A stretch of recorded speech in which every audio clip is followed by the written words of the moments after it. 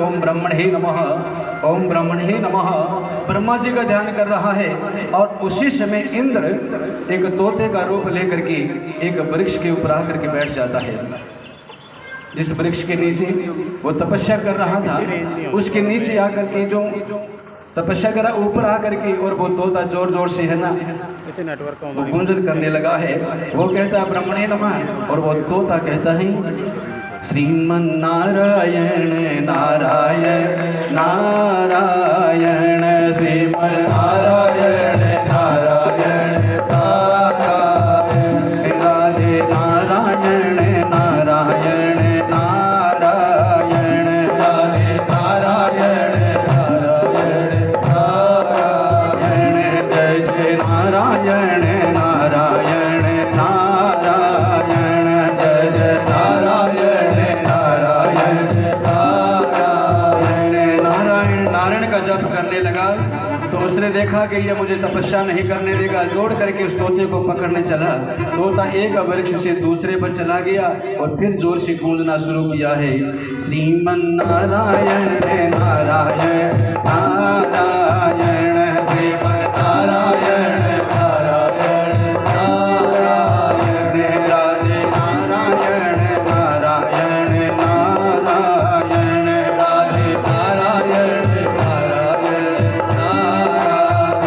नारायण, राधे नारायण गोविंद नारायण नारायण जपने लगा। एक वृक्ष से दूसरे, दूसरे से तीसरे। उसने सोचा कि यह तपस्या तो करने नहीं देगा, तुरंत अपने घर के लिए चला है। तो देवी जी दरवाजे पर मिल गई, महाराज तपस्या हो गई कि नहीं? क्यों, क्या हुआ?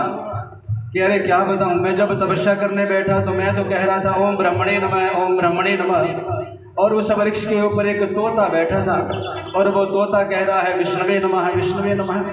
तो देवी समझ गई कि भगवान की कृपा प्रारंभ हो गई है। सुना है संतों से, अगर मरते समय अगर मुख से 7 बार राम का नाम निकल जाए ना तो वो उत्तम लोक को प्राप्त करता है। देवताओं को लोक को नहीं जाता, उत्तम लोक की प्राप्ति होती है। रामायण के अंदर आया है ना, राम राम कहे राम कहे, राम राम कहे राम, तनु पर हरि रघुबर बिरह, और राम गए सूर्य धाम, राम गए सूर्य धाम। 6 बार लिखा है कि 6 बार उन्होंने राम राम कहा। अगर 7 बार कहते तो सूर्य धाम नहीं जाते, फिर उत्तम लोक की प्राप्ति करते वो।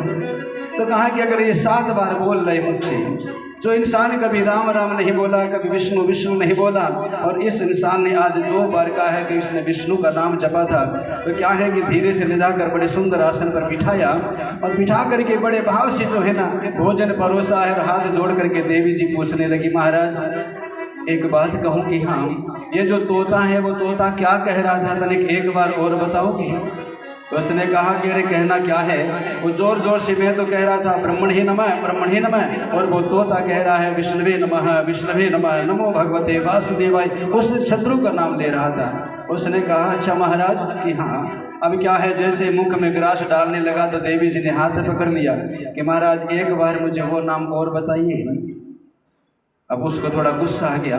उसने कहा देख 2 बार बताया, 3 बार बता दिया, और अब की बार मैं बताऊं तो उसके बाद बार बार मत पूछना कौन सा नाम था।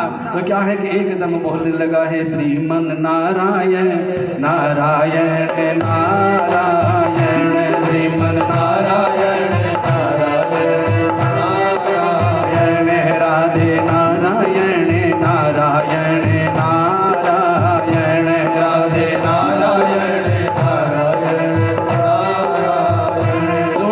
और उठ करके नारायण का कीर्तन करने लगा। भूल गया कि मैं दुश्मन का नाम ले रहा हूँ।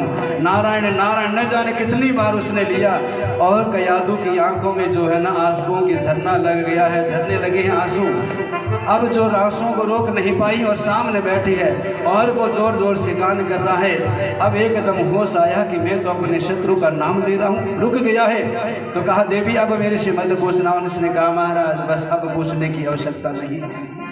अब मुझे जरूर ये लगता है कि अंत समय जो है ना आपका बेकार नहीं जाएगा, भगवान की कृपा होगी। और पत्नी का धर्म ये है कि अगर पति अगर कोई गलत रास्ते पर चला जाए ना, तो चाहे कैसे भी हो उसे सीधे रास्ते पर सिर्फ एक पत्नी ला सकती है। बाकी किसी की हिम्मत नहीं है दुनिया में कि उस इंसान को कोई सुधार दे। एक पत्नी है जी। और आज जो धर्म चल रहा है ना, किसी पुरुष के ऊपर नहीं। हमारे भगवान तो कहते हैं, बाबा कहते हैं कि आज ये संसार के अंदर जो कथा वार्ता होती है ना, ये सब स्त्री के सहारे से होती है। यही आगे हो करके धर्म का प्रचार करती है। चलो कथा करवावे, चलो कीर्तन करवावे, आज फलाने के घर में सत्संग है, आज फलाने के घर में कीर्तन करें। ये जो आगे होकर चलती है ना, आज स्तंभ है ये। और ये आगे होकर के अपने पतियों को पीछे लगा करके वहाँ सत्संग या कीर्तन करवा देती हैं। अगर ये नारी जात अगर कह देना एक तरफ हो जाए कि कीर्तन वगैरह कुछ नहीं है, भगवान कुछ नहीं है, तो शायद ये पुरुष कभी मंदिर नहीं जाता। ये स्त्री जात है। इन देवियों का धन्यवाद करते हैं कि इन्हीं की पावन कृपा से मंदिर के अंदर भीड़ रहती है, इन्हीं की पावन कृपा से गौशाला में रहती है, और इन्हीं पावन कृपा से सुंदरकांड की जो मंडली बनी है, गांव शहर के अंदर सुंदरकांड होते हैं। इन्हीं के कारण से शहर के अंदर 2-2 श्रावण के महीने थे और सत्संग और कीर्तन हुए थे। आज हम कहते हैं कि हम फ्री में कर दें, पर ये माताएं तो फ्री में करती हैं। देखो अब इनके अंदर कई लोग ऐसे भी हैं कि भैया पंडित जी आप प्रशंसा चाहे कितनी कर लो, पर जो खाली है ना घर में, जिनको काम नहीं होता, वो सिर्फ इसी लायक। वो कहते हैं जो कभी राम को नहीं मानते, कृष्ण को नहीं मानते, पर सत्य है कि जिनको घर में काम नहीं है ना, उनका वहम है। ऐसी कोई माता नहीं जिनको घर में काम न हो, पर फिर भी काम में से काम, टाइम में से टाइम निकाल करके दुर्गा मंदिर में जाता, शिव दिवालय में जाना, धर्मशाला में जाना, जहाँ कहीं जगह मिल जाए, पर राम राम का कीर्तन होना, ये सब इन माताओं की कृपा से है। और ये कयादू जो है ना, इसका प्रमाण है भागवत जी के अंदर। भागवत जी के अंदर ऐसा इंसान तो हमारे घरों में है ही नहीं जो ये हिरण्यकशिपु था। हिरण्यकशिपु घर के अंदर इतना भगवान की ज्योति तक नहीं जलाने देता था। भगवान का कोई नाम ले लेता तो उसका मुंडी उतार देता था, शीश काट देता था। ऐसे पति तो हमारे है ही नहीं।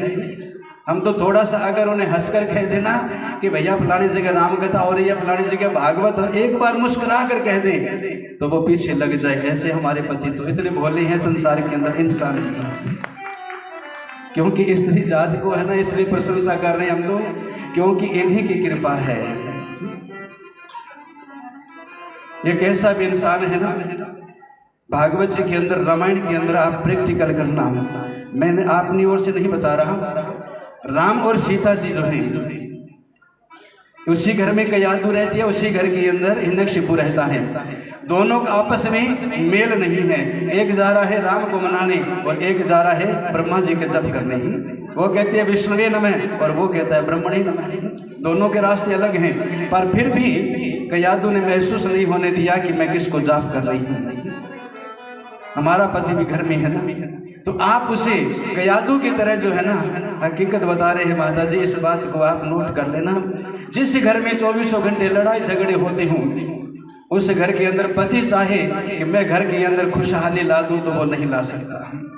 मैं अपने घर को खुश रख सकूं, वो क्या करेगा, ज़्यादा से ज़्यादा पैसे कमावेगा, ज़्यादा पैसे ला देगा, सामान की व्यवस्था कर देगा, पर उसके स्वभाव को जो है ना, करकरे स्वभाव को बदल नहीं सकता खुद। उसके स्वभाव को कौन बदल सकता है? एक धर्म पत्नी है ना, वो बदल सकती है।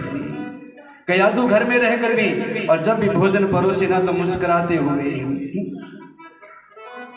उसने कभी उसे उलांबा नहीं दिया कि आप विष्णु को क्यों नहीं जपते, आप नरक में जाओगे, आपको पाप लगेगा, कभी ये नहीं कहा। उसने सिर्फ मुस्कुराते हुए और पति की सेवा करी है। ये क्या चाहे कैसा भी है, पर एक दिन ऐसा आएगा जब भगवान की कृपा हमारे ऊपर होगी। और ये कयादू की कृपा है।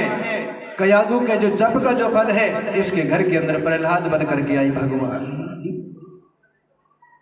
प्रहलाद बन करके आई।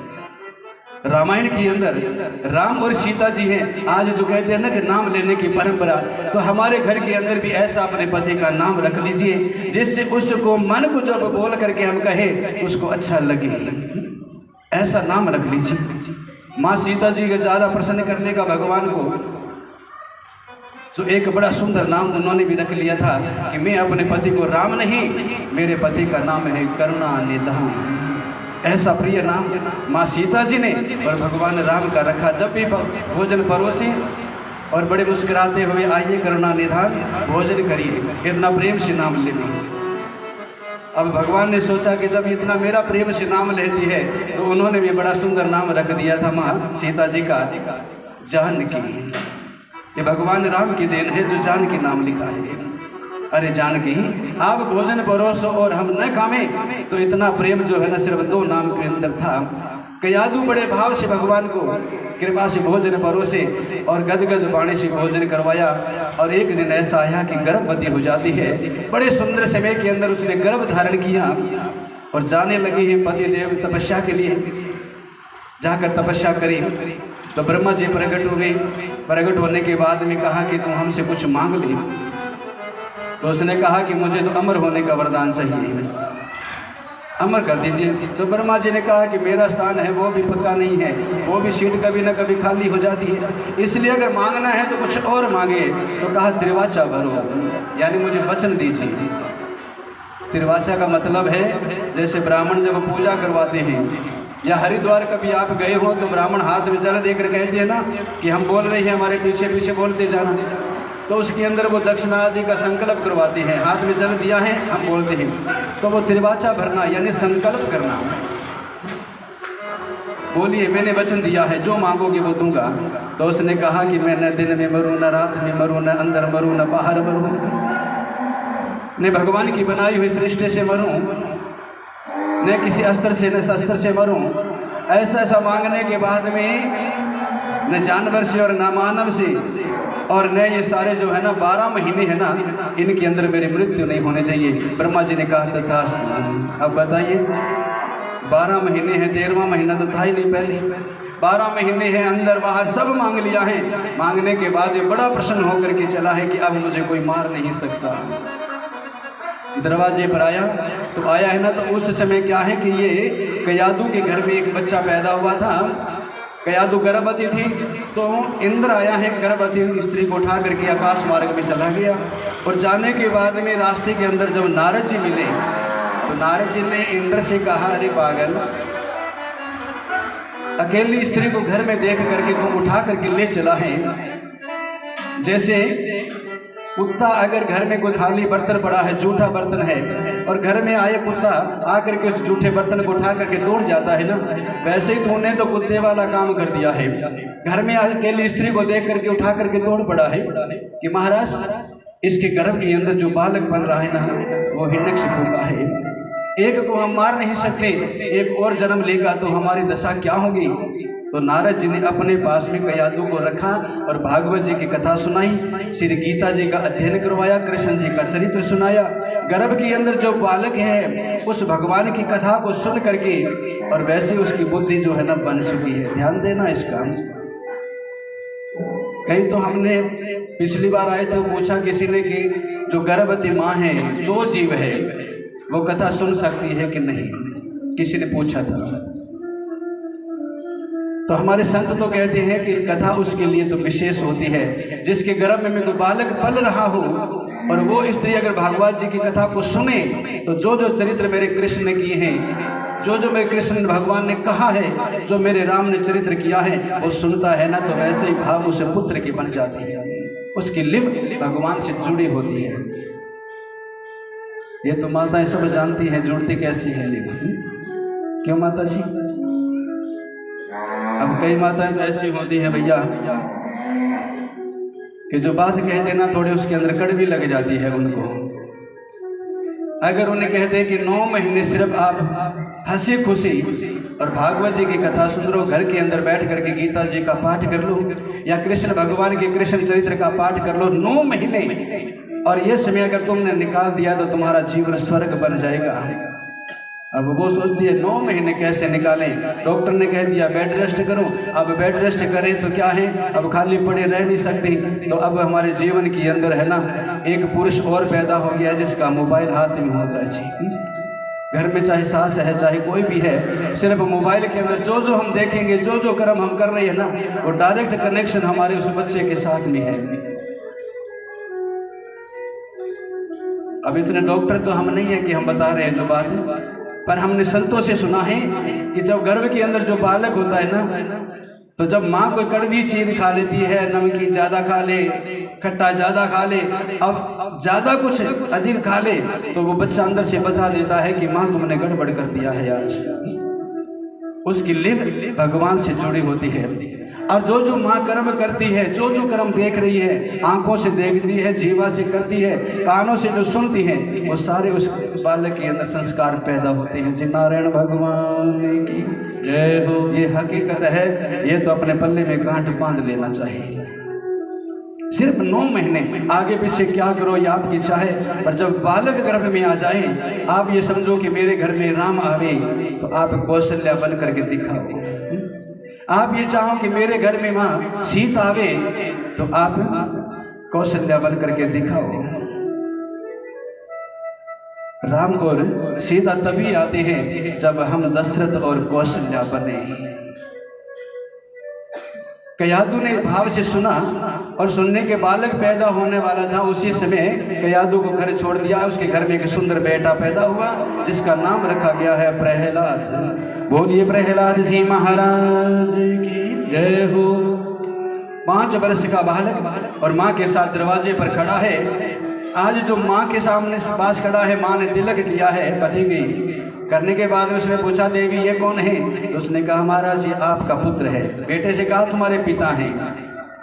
ये माँ बता सकती है कि तेरा पिता कौन है, पिता को नहीं, पर माँ को पता है कि इसका पिता कौन है। माँ बताती है कि ये तेरे चाचा हैं, ये तेरे ताया हैं, ये तेरी चाची है। ये सब बताने वाली माँ है जिसे भक्ति का रूप बताया है। भक्ति ही भगवान से मिलाती है हमें। इसलिए घर में प्रवेश किया है। अब जैसे ही इतना आशीर्वाद लेकर आया है ना, तो सबसे पहले जो है ना, जो संत जन ऋषि तपस्या कर रहे थे उनको जाकर विघ्न डालने लगा है, उपद्रव करने लगा है। जहाँ पर संस्कृत पढ़ाई जाती है वहाँ पर राजनीति की बातें सिखाई जाने लगी है। अब महाराज जी को, वहाँ प्रहलाद जी को छोड़ दिया कि आप भी बेटा जाओ, और वहाँ पर गुरु जी से कह दिया कि इनको जो है ना ये शिक्षा सिखाइए।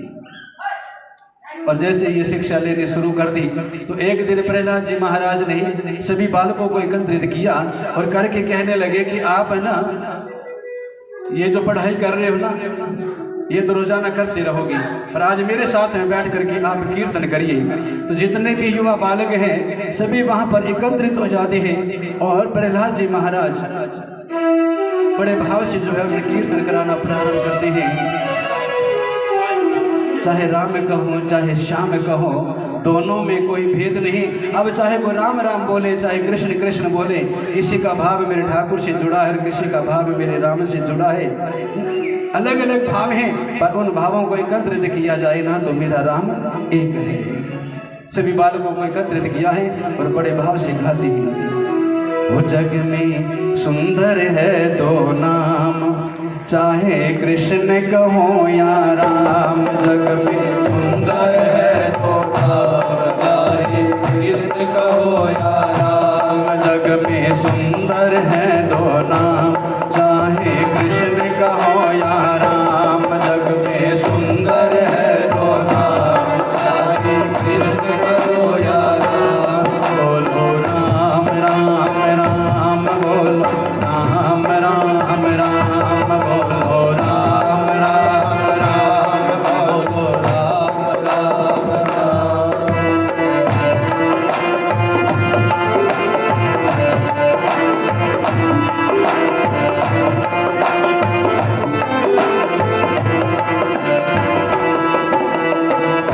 हृदय में प्रेम बढ़ावे, एक हृदय में प्रेम बढ़ावे। एक पाप संताप हटावे, एक पाप संताप मिटावे।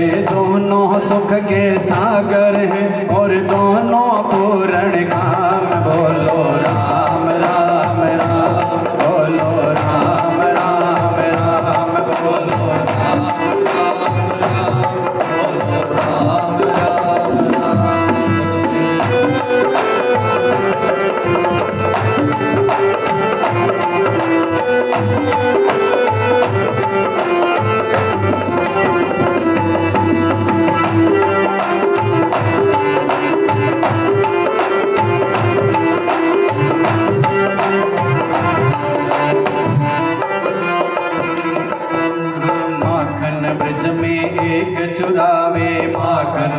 खावे एक चुरावे, एक बेर भिलनी घर खावे, एक बेर भिलनी घर खावे, माखन ब्रज में एक चुरावे, माखन ब्रज में एक चुरावे, एक बेर भिलनी घर खावे, एक बेर भिलनी घर खावे। प्रेम भाव से भरे अनोखे दोनों के हैं काम। हो राम राम राम राम, बोलो राम राम राम, बोलो राम राम राम, बोलो राम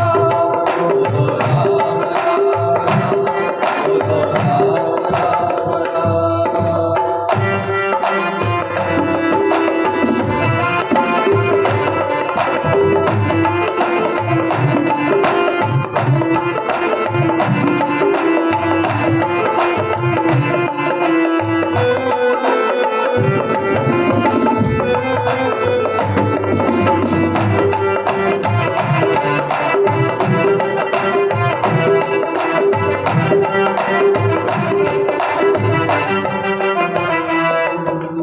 एक कंस पापी को मारे, एक कंस पापी को मारे, एक दुष्ट रावण को मारे, एक दुष्ट रावण को मारे, एक पापी कंस को मारे, एक पापी कंस को मारे, एक दुष्ट रावण को मारे, एक दुष्ट रावण को मारे। दोनों दुख के ये करता, दोनों बल के धाम। बोलो राम राम राम, बोलो राम राम राम, बोलो राम राम राम, बोलो राम राम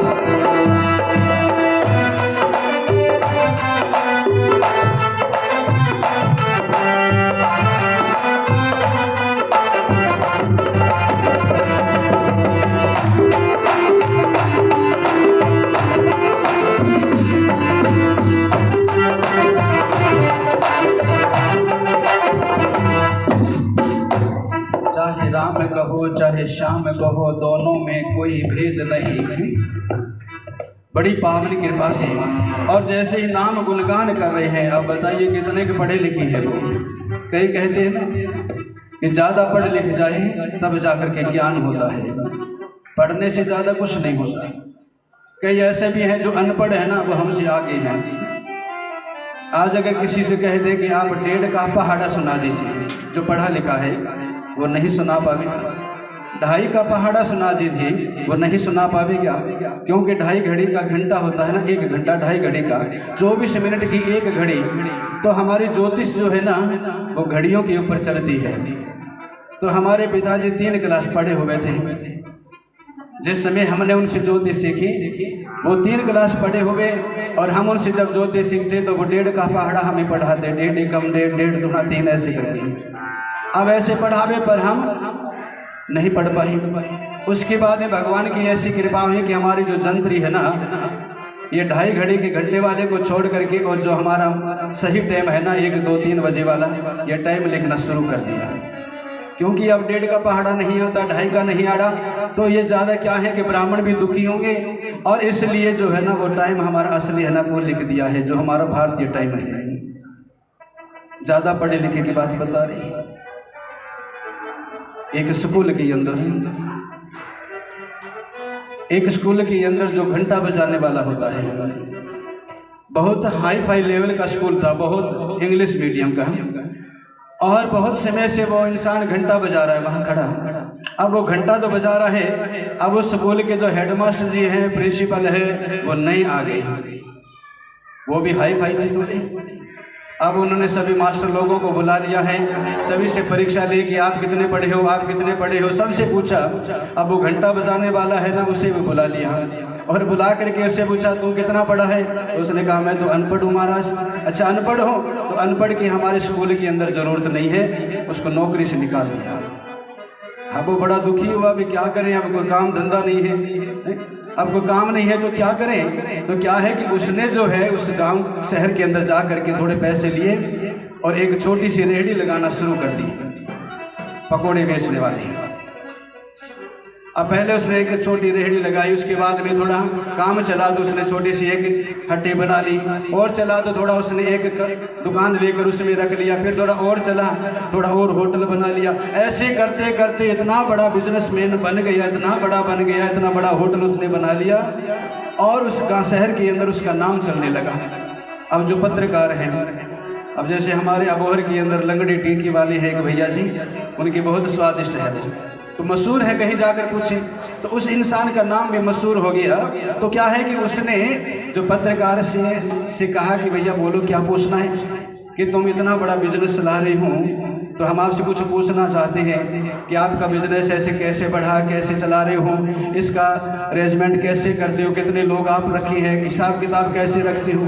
तो कहा भैया हिसाब किताब मैं नहीं रखता, कि तुम कि हमारे जो साथी हैं ना वो रखते हैं। तो आप कितने पढ़े लिखे हो, कि भैया मैं तो अंगूठा छाप हूँ, मैं तो अंगूठा छाप हूँ, कुछ जानता नहीं। तो फिर अंगूठा छाप पढ़े लिखे नहीं, तो फिर भी आप इतने बड़ा बिजनेस कैसे चला लेते हो, कि ये मैं नहीं चलाता, तो कि हमारे साथ वाले चलाते हैं। तो महाराज आप इतना बिजनेस चला रहे हो, अगर आप पढ़ लिख लेते ना तो पता नहीं कितना बड़ा बिजनेस और आपका हो जाता। तो उसने कहा कि अगर मैं पढ़ लिख जाता ना तो खड़ा वहाँ पर घंटा बजाता, उस स्कूल के अंदर पढ़ लिख जाता तो मैं घंटा बजाता। और ये कृपा सिर्फ मेरी माँ का है, मुझे हमारी माँ ने पढ़ाया नहीं, मैं अंगूठा छाप रह गया।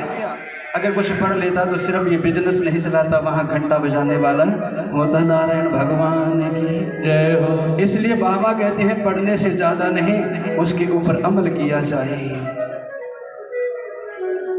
प्रहलाद जी महाराज को जाकर के देखा है, नक्षिपों ने दंड देना शुरू कर दिया है, कभी हाथी के आगे, कभी किसी, अनेकों प्रकार के दंड दिए हैं। और करते करते क्या है कि होलिका का समय आया। होलिका है जो प्रहलाद जी महाराज की बुआ जी है।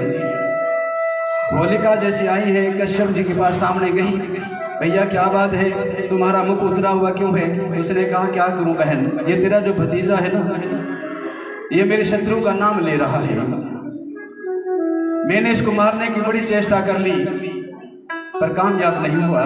तो होलिका ने कहा कि ऐसी चिंता क्यों करती हो, इसका उपाय तो मेरे पास है।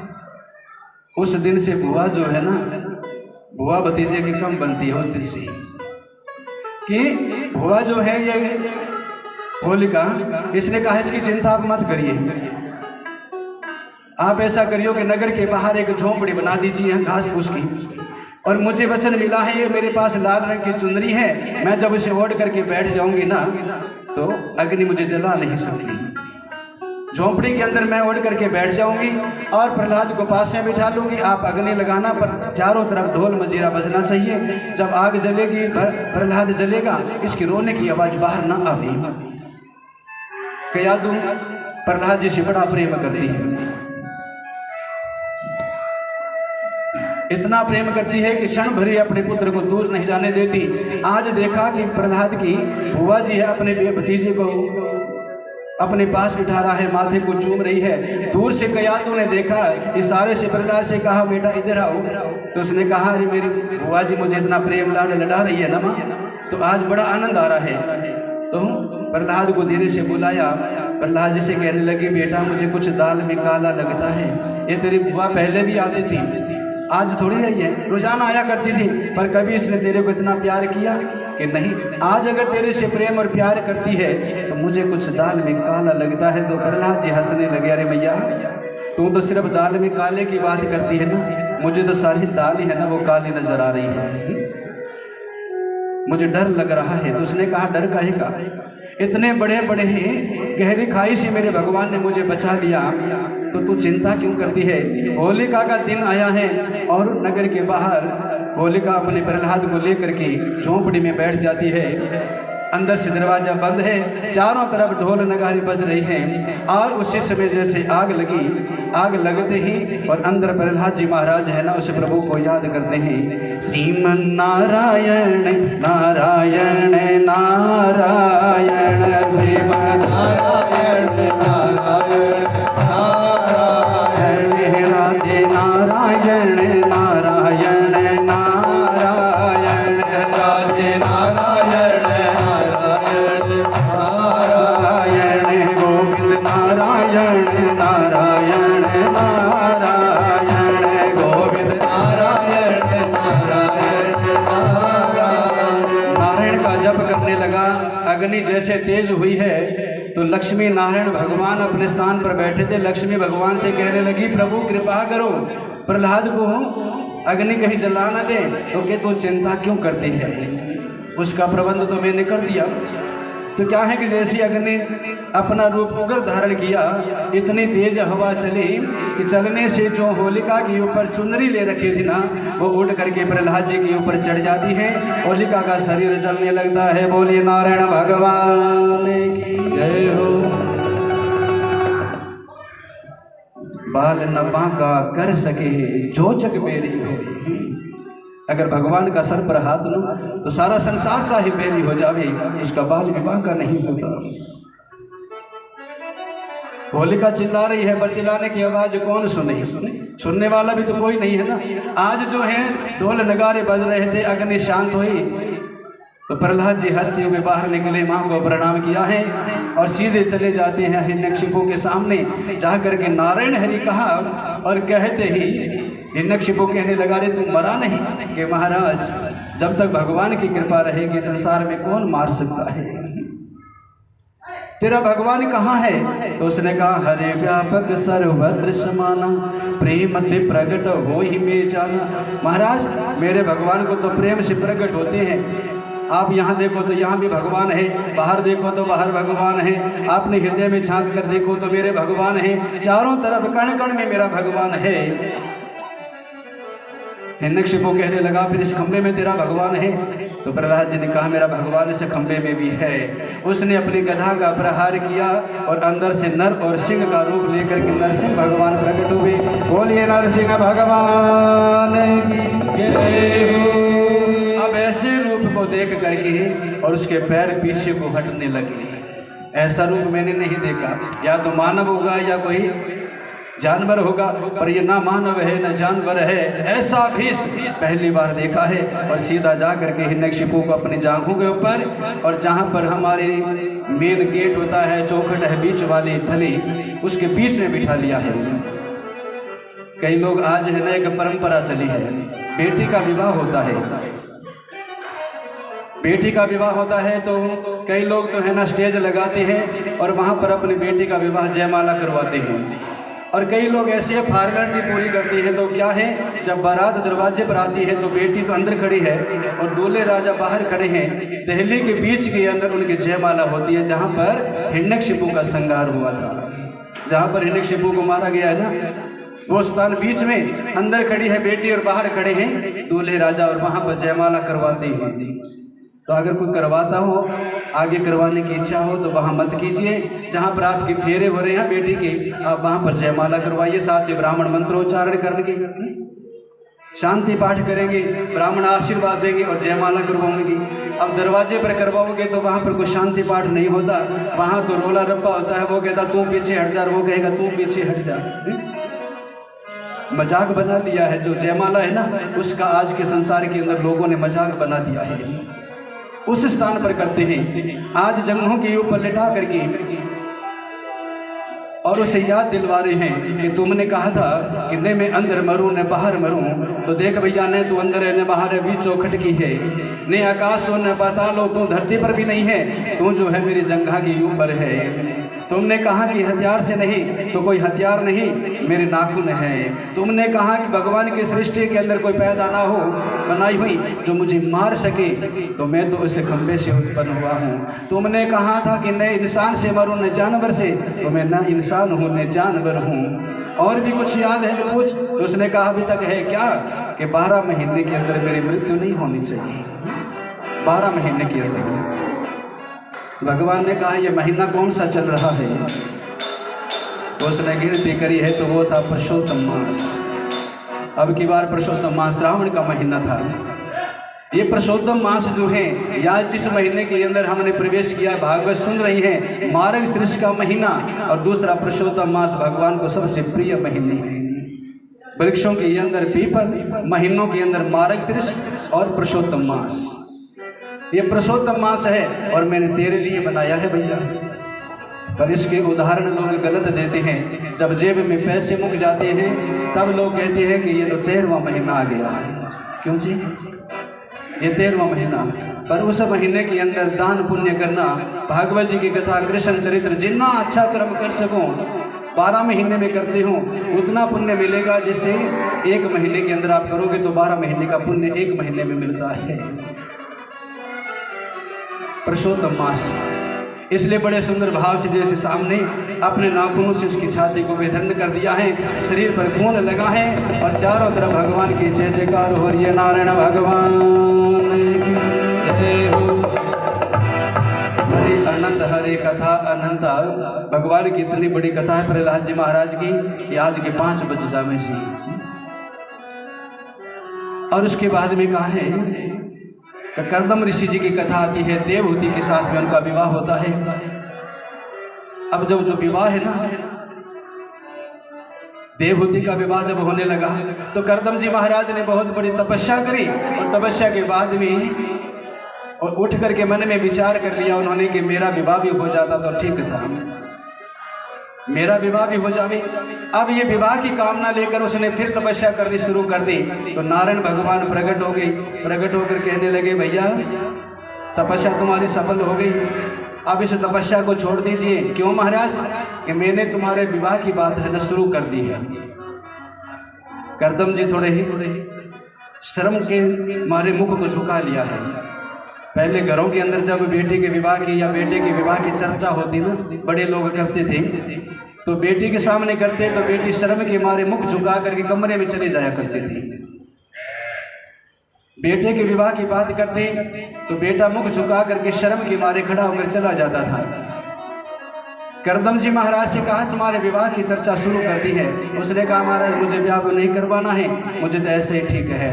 कि नहीं, मैंने आपके विवाह की इच्छा जो है ना लोगों के बीच में शुरू कर दी और फलाने एक महात्मा है, उनकी बेटी है जिनका नाम है देवहूति। अब उसने कहा महाराज अगर आप चाहते हो विवाह की इच्छा कर ली तो आप अगर चाहते हो तो विवाह फिर कर दीजिए महाराज। अब विवाह करने के लिए देवहूति और उसके माता पिता वहां पर आए और आने के बाद में अब घर बार कुछ नहीं देखा और उनके साथ में विवाह कर दिया।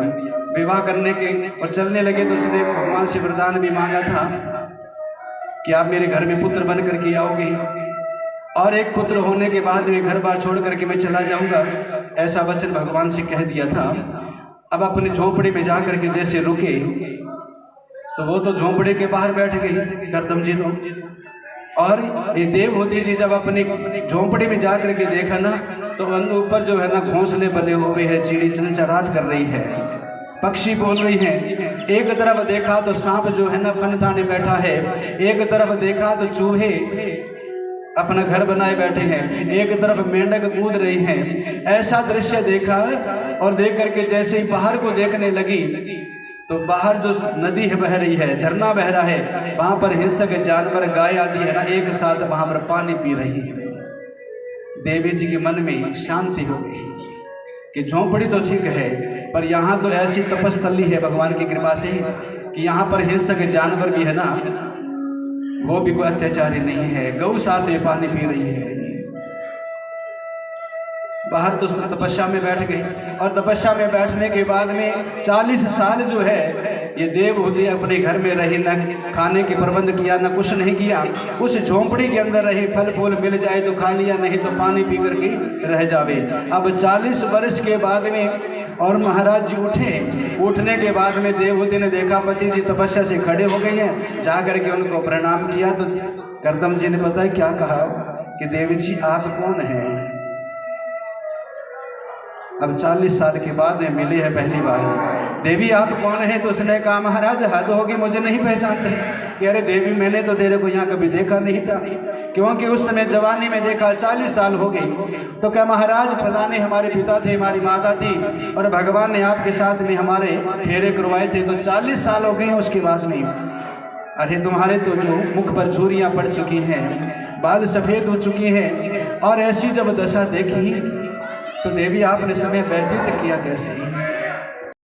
अब उनके बाद में भैया एक एक करते करते उसके घर के अंदर एक पुत्र की कहा था कि एक पुत्र होगा उसके बाद मैं घर छोड़ दूंगा। तो भगवान ने कहा कि इस झंझट में या तो कोई पड़े नहीं, और पड़ जाए तो भैया पता नहीं कब बाहर निकले। ये संसार यात्रा ऐसी है।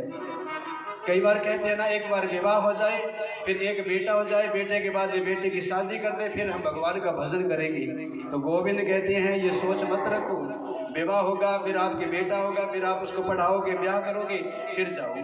करदम जी हैं, इतने तपस्वी हैं, पर उनके घर में एक कन्या ने जन्म लिया। उन्होंने सोचा कि मैं तो बेटे की सोच रहा था, चलो कोई बात नहीं। दूसरी कन्या हुई, तीसरी हुई, चौथी, पांचवी, छठी, सातवीं, आठवीं, नौवीं, ऐसे करते करते 9 कन्याओं ने उनके घर में जन्म लिया है। अब भगवान से कहा, प्रभु अब भी कन्या आ रही है क्या? तो भगवान स्वयं नारायण जो है कपिल के रूप में प्रकट होते हैं, और जैसे प्रकट हुए ना, वैसे करते करते उन्होंने एक एक कन्या जो है ना, बड़े बड़े ऋषि महात्माओं को उनकी विवाह कर दिए थे। सभी के विवाह कर दिए, और कपिल महाराज का वहाँ उनके घर में जन्म होता है। बोलिए कपिल जी महाराज की जय हो। और जैसे ही उनका जन्म हुआ, जन्म होते ही, और देवी जी से कहा, है देवी अब मेरी जो इच्छा है ना वो पूर्ण हो गई है। जो मेरी 9 कन्याएं हैं उनका विवाह मैंने एक एक करके बड़े बड़े महात्माओं के साथ में कर दिया है, अपने अपने घर के अंदर बड़े मंगल से रह रही हैं। और अब रहा ये बेटा, मैंने तुमसे वचन दिया था कि मेरे घर में अगर एक बेटा हो जाए उसके बाद ये घर छोड़ करके मैं चला जाऊंगा। तो अब तो तू जाने और ये तेरा बेटा जाने। माँ बेटे को छोड़ करके करदम जी जंगल में जा करके भगवान की तपस्या करने लग जाते हैं। और करदम जी महाराज की बाद में देवहूति जो है, और मेरे गोविंद भगवान को, कपिल भगवान को सुंदर स्नान करवाया है, एक पाटड़ी पर बिठाया, आसन पर बिठाया, और बिठाने के बाद में भगवान के सामने गरास तोड़ करके जो माखन मिश्री भगवान को खिला रही है, भोग लगा रही है, कभी कुछ खिलावे कभी कुछ खिलावे। और जैसे ही भगवान अपने हाथ से उठाने लगे तो माँ मना कर दे कि तुम ऐसा नहीं करना, मैं तुम्हें कर रही हूँ ना, मैं खिला रही हूँ। कभी कुछ वस्तु उठावे तो माँ मना कर दे, तुम ऐसा नहीं करना, ऐसा करना है, ऐसा नहीं ऐसा करना है। तो कपिल भगवान ने कहा, माँ ऐसा तुम क्यों कर रही है? जब मैं तुम्हें भोग लगा रहा हूँ, अपने आप खा रहा हूँ, कि नहीं मैं तुम्हें भोजन करवा रही हूँ, तो तुम उठा क्यों रहा है?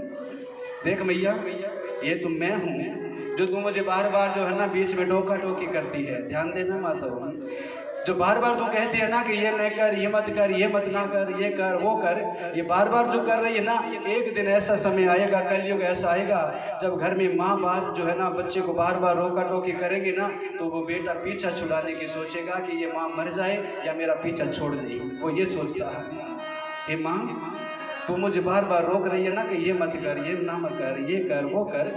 तो जब मैं भोजन कर रहा हूँ तो मुझे अपने कि बेटा आज मेरी इच्छा है, मैं तुम्हें अपने हाथों से भोजन कराऊं। और उसके बाद में ज्ञान की चर्चा हुई है, ज्ञान और भक्ति वैराग्य की चर्चा माँ के सामने भगवान ने करी है।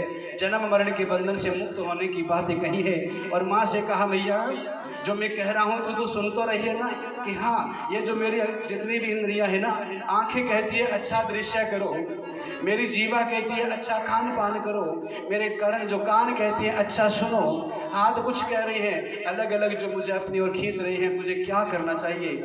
तो यहाँ पर ज्ञान उपदेश जो है ना बहुत बड़ा किया है, इतना बड़ा उपदेश और कपिल भगवान ने अपनी माता देवहूति को दिया है। और देवहूति को देने के बाद में और माता जी अपने स्थान पर जो विराजमान होती हैं, बोलिए गोविंद भगवान की जय हो।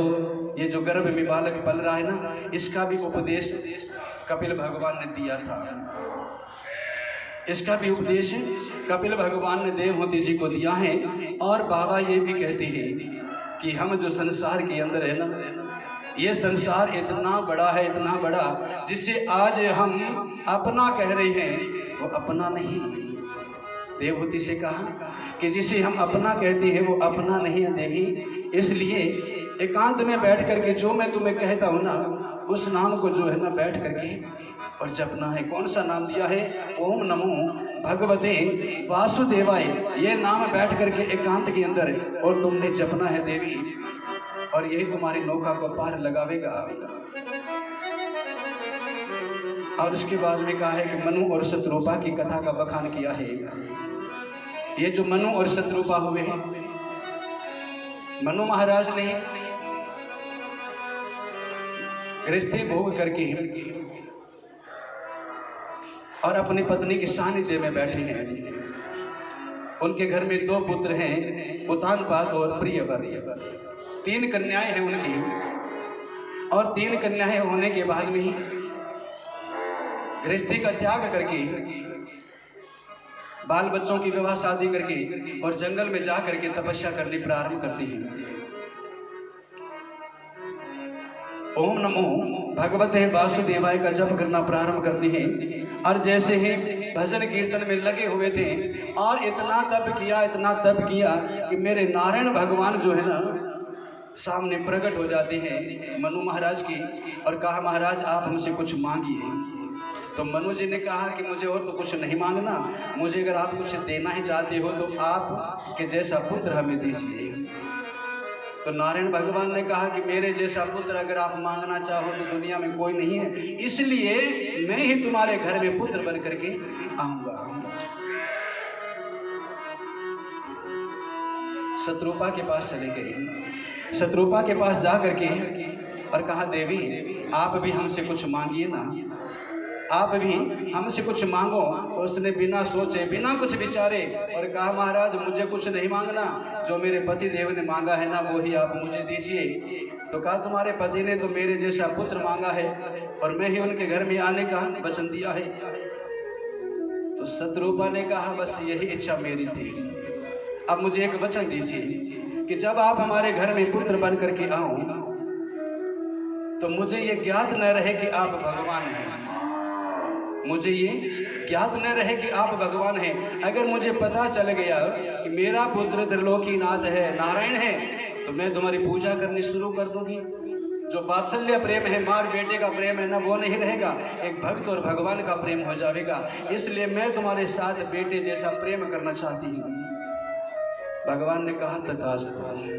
ये माँ ने इसलिए मांगा क्योंकि भगवान भी डर गए थे कि माँ को अगर पता चल गया कि मैं नारायण हूँ, भगवान हूँ, तो मेरी माँ क्या करेगी, मुझे सुंदर कपड़ा गहना पहनावेगी, सर के ऊपर टोपी लगावेगी, तिलक लगावेगी, माथे पर राधे कृष्ण लिखेगी और एक कांच का महल बनाकर उसमें बिठा देवेगी। और कभी दूध का गिलास रख दिया, कभी मखाने रख दिए, कभी मिश्री रख दी, भोग लगावेगी, दरवाजा बंद करके चली जावेगी।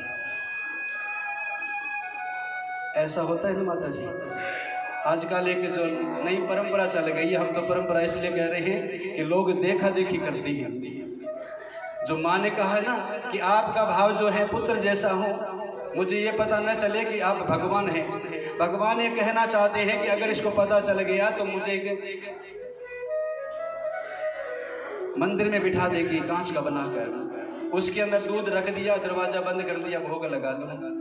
और कभी ब्याह शादी में जाना पड़ा तो अपने टोकरे में डाल करके साथ में ले जावेगी और ले जा करके जहाँ पर लोग खड़े खड़े खा रही हैं, जहाँ पर पंगत नहीं लगी, जूठा सब खा रही है, एक से दूसरा थाली में परोस करके खा रही है, जूठे का फर्क नहीं है, ये सूचा है, ये जूठा है, ये तो अब कुछ नहीं है।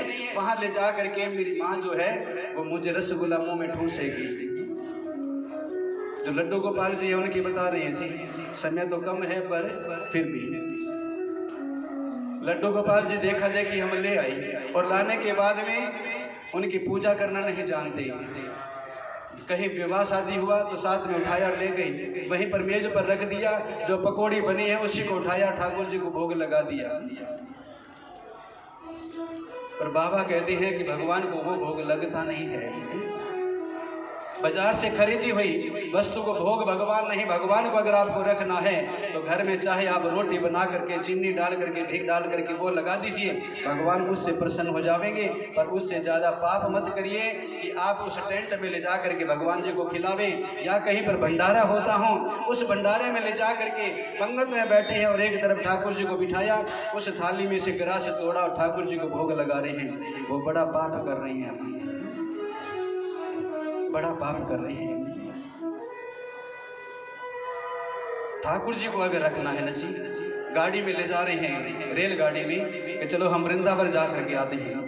अब कई माताएं गाड़ी के बराबर को बिठा लेती है सीट पर, और कोई आकर कहे कि भैया अपने टोकरी को उठाओ हमें बैठने दो, तो हम कहते हैं कि हमारे लड्डू गोपाल जी हैं। अब जो जानता है वो तो कहेगा भैया कोई बात नहीं है, हम खड़े रह जाएंगे, और जो नास्तिक है, नहीं जानता, तो वो इतने अपशब्द बोलता है कि हमको शीश झुकाना पड़ता है, शर्म आती है वहाँ पर। या हम क्या करते हैं कि इसकी टिकट ली है आपने, कि टिकट तो नहीं ली, तो फिर अपनी जगह क्यों रोक रखी है? हम हरिद्वार ले जाओ, वृंदावन ले जाओ, पर ले जाओ एकदम पूरी शुद्धता के साथ में। भगवान के साथ जैसा प्रेम अपने बच्चे से घर में रखती है ना, वैसा वात्सल्य प्रेम दिखाओ। तो कहती है 41 दिन अगर आप भाव से पूजा करके देखिए, रात्रि को आवाज़ें आने लगेगी कि माँ आज मुझे दूध नहीं का भोग नहीं लगा, मुझे दूध का भोग नहीं लगा, मुझे आपने आज भोजन नहीं करवाया, मैं यहाँ आज मेरा तुमने श्रृंगार नहीं किया। ऐसी ऐसी आवाज़ें हमने सुना है। जिस देवी ने हमने बताया था, एक 12-13 साल की गुड़िया थी, उस 12-13 साल की गुड़िया ने कहा पंडित जी मेरी माँ करते हैं तो हम भी वैसे करते हैं। तो हमने देखा कि इस गुड़िया को क्या पता कि भगवान की पूजा कैसे होती है, पर उसका वात्सल्य प्रेम ठाकुर जी के साथ में ऐसा संबंध जुड़ गया कि वो पहले खावे ना, पहले ठाकुर को भोग लगावे, पहले ठाकुर को खिलावे, फिर उसके बाद में खुद खावे। इतना प्रेम जुड़ा कि वो हमें जो बातें उसने बताई ना, आज भी हमें याद है वो, कि एक बार हम ठाकुर जी को और सुबह जल्दी से स्नान करवा दिया, मेरी माँ ने दूध गर्म नहीं किया और हम भूल करके चले गए। जब स्कूल का टाइम था, घर से निकले तो रास्ते के अंदर मेरे को ऐसा लगा जैसे मेरे को कोई आवाज़ लगा रहा है। था कोई नहीं, पर ऐसे भ्रम होने लगा कोई मुझे बुला रहा है। तो मुझे चेत आया कि मैंने ठाकुर जी को भोग नहीं लगाया। तुरंत घर में आई, जब माँ से पूछा तो कहा कि बेटी भोग तो लगाए नहीं, मैंने भोग लगाया। और उसके दिन में आज तक प्रभु मैं ठाकुर जी की सेवा करती हूँ। ऐसा वात्सल्य प्रेम होना चाहिए। माँ कौशल्या ने कहा प्रभु आपके साथ में मेरे वात्सल्य प्रेम ऐसा होना चाहिए। तो भगवान ने आशीर्वाद दिया है और अंतर्हो ध्यान हो जाते हैं। कुछ समय के बाद में बाबा कहते हैं यही जा करके द्वापर युग त्रेता युग जैसे समापन होने वाला था, चौथा चरण चल रहा था। चौथे चरण के अंदर अयोध्या नगरी के राजा दशरथ और कौशल्या बन करके वहाँ पर जन्म लेते हैं। नारायण भगवान की जय हो। ये जो युग है ना हमारे, सतयुग है, त्रेता है, द्वापर है, कलयुग है, 4 युग हैं। इन 4 युगों के अंदर जैसे ही चौथा चरण आया है कलयुग का, उस समय मेरे भगवान राम ने अवतार लिया। द्वापर युग के अंदर चौथा चरण चला है कलयुग का, उस समय मेरे ठाकुर गोविंद भगवान ने अवतार लिया है। जय। उस समय मेरे गोविंद भगवान कृष्ण ने अवतार लिया है। 4 चरण होते हैं ना, तो चौथे चरण के अंदर ठाकुर जी ने अवतार लिया था अयोध्या नगरी के अंदर। तो उन्होंने विवाह कर लिया है। विवाह हो गया, विवाह के बाद में कौशल्या की संतान नहीं हुई, तो उन्होंने कैकेयी के साथ विवाह किया। कैकेयी के बाद में सुमित्रा के साथ विवाह किया। ऐसे करते करते जो है ना, करते करते ही 3 शादियां हो गई, पर विवाह के बाद में भी संतान नहीं हुई। तो भगवान की कृपा से अपने गुरु जी के साथ चले गई है, गुरु जी के पास में। जब भी घर में कोई दुख आते हैं ना, तो आप कभी किसी लोगों के सामने मत कहिए कि मेरे घर में ये विपत्ति है, ये दुख है। लोग पहले सुनेंगे और सुन करके दूसरे के सामने आपकी मखौल उड़ावेंगे। इसलिए भैया अगर कोई मन में दुख है, घर में दुख है, तकलीफ है, तो दुनिया को बताने की बजाय आप अपने गुरु के सामने जा करके उनसे पूछ लीजिए, दुख का निवारण हो जाएगा। दशरथ महाराज संतान न होने के कारण दुखी और चले गई हैं अपने वशिष्ठ महाराज के पास में प्रार्थना करी, गुरुदेव मेरे घर में संतान नहीं है, इसलिए मुझे आप संतान सुख दीजिए, कृपा कीजिए। तो उन्होंने श्रृंगी ऋषि को बुला करके और उनके घर में बड़ा सुंदर यज्ञ की रचना करी है। उनके घर में बड़े सुंदर यज्ञ की रचना करी, और जैसे यज्ञ हो रहा था तो उस यज्ञ के अंदर से और अग्नि देवता एक खीर का चरु लेकर के, कटोरा लेकर खीर का, और प्रकट होते हैं और खीर वाला कटोरा श्रृंगी ऋषि के हाथ में दिया। श्रृंगी ऋषि महाराज ने वशिष्ठ जी को और वशिष्ठ जी ने दशरथ के हाथ में समर्पित किया है, और उसके बाद में उसका 3 हिस्सा किया है। अब वशिष्ठ जी महाराज सीधा कौशल्या को भी दे सकती थी, पर ऐसा नहीं किया। नियम है ये, जैसे हम भी प्रसाद देते हैं, आपने देखा भी होगा कि प्रसाद जो है पुरुष के हाथ में दिया जाता है और पुरुष जो अपने धर्मपत्नी की झोली में डालता है। ये एक नियम है खीर वाला कटोरा दशरथ की झोली में, और दशरथ महाराज ने कौशल्या को दिया, और कौशल्या ने जाकर क्या किया, आधे दे आधे कर लीना। उसके 3 हिस्से, ये 2 बनाए, एक हिस्सा अपने पास, और उसके फिर आधे से आधे कर लीना, उसके 2 हिस्से बनाए, आधा सुमित्रा और आधा कैकेयी को दिया है। अब जब ये हिस्सा लेकर खड़ी हैं तो क्या है कि अंजलि के अंदर खीर है। अब बड़े प्रसन्न हैं कि इससे हमारे घर में भगवान की कृपा से पुत्र की प्राप्ति होगी। तो आकाश मार्ग से एक चील नाम का पक्षी, और वो पक्षी आकर के उस जो सुमित्रा के हाथ में खीर रखी है वो अपने हाथ में या मुख में दबा करके आकाश में उड़ जाता है। जो चील नाम का पक्षी है।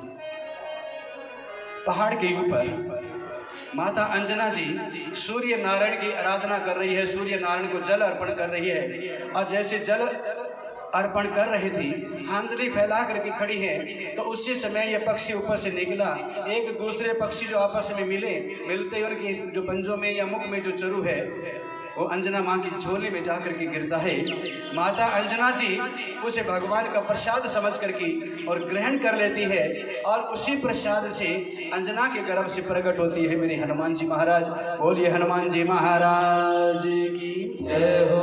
और उसी चरु से जा करके जो है सुमित्रा के हाथ में कुछ है नहीं, तो कैकेयी और माता कौशल्या दोनों ने विचार किया कि हम दोनों गर्भवती हो जावें, और अगर इसके संतान नहीं हुई तो ठीक नहीं रहेगा। तो दोनों देवियों ने अपने अपने हिस्से में से थोड़ा चरु निकाल करके खीर वाला और कैकेयी के हाथ में दिया।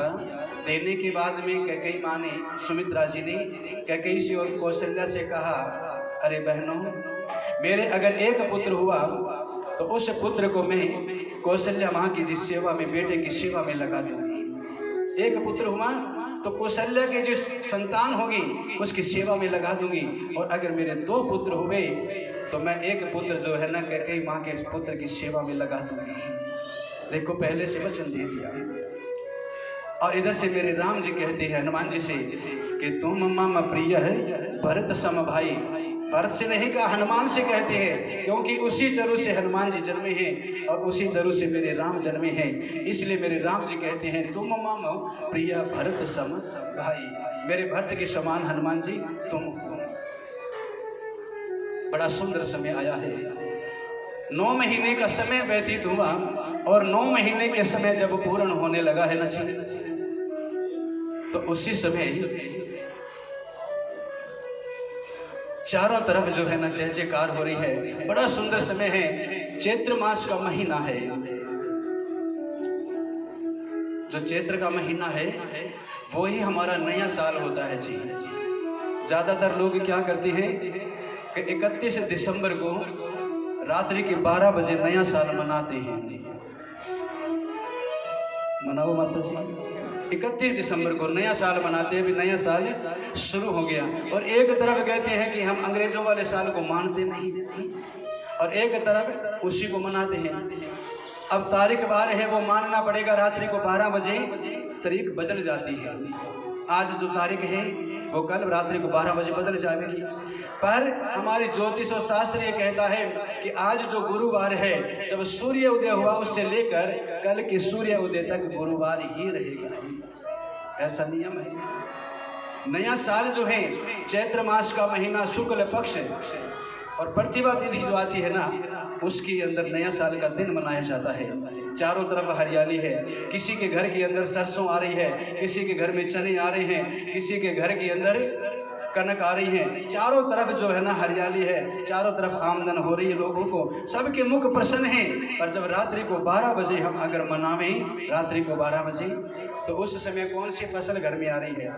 किसी के हाथ में पैसा नहीं होता, सब लोग निंद्रा में सो रहे हैं। और रात्रि को 12 बजे जब हम पटाखे चलाते हैं ना, तो लोग, कितने लोग गालियाँ निकालते हैं हमें। आप ये मत समझो कि हमें नया साल मनाते हैं तो सब माहौल अच्छा होगा, नहीं। कई लोग ऐसे हैं जो सो रहे हैं और उनके कानों पटाखे की आवाज़ जाती है, तो वो कहते हैं कि अरे रात्रि को 12 बजे क्या मना रहा है, जब दिन की 12 बजे मेरे राम जन्म लेते हैं, उस समय पटाखे बजा करके तो राम जन्म मनाना। जो 24 जनवरी को हमारे राम मंदिर के अंदर रामलला की प्रतिष्ठा होगी, उस दिन घर घर के अंदर आप अपने जन्म उत्सव मनाना, ये आप आज संकल्प कर लो मेरे भाई बहन। गोविंद भगवान की जय हो। अयोध्या नगरी के अंदर जो इतने वर्षों के बाद में जो है हमारे रामलला जो है अयोध्या नगरी के अंदर स्थापना होने जा रही है, उनकी उस घर के अंदर दीपमाला होकर के उत्सव मनाइएगा। इसलिए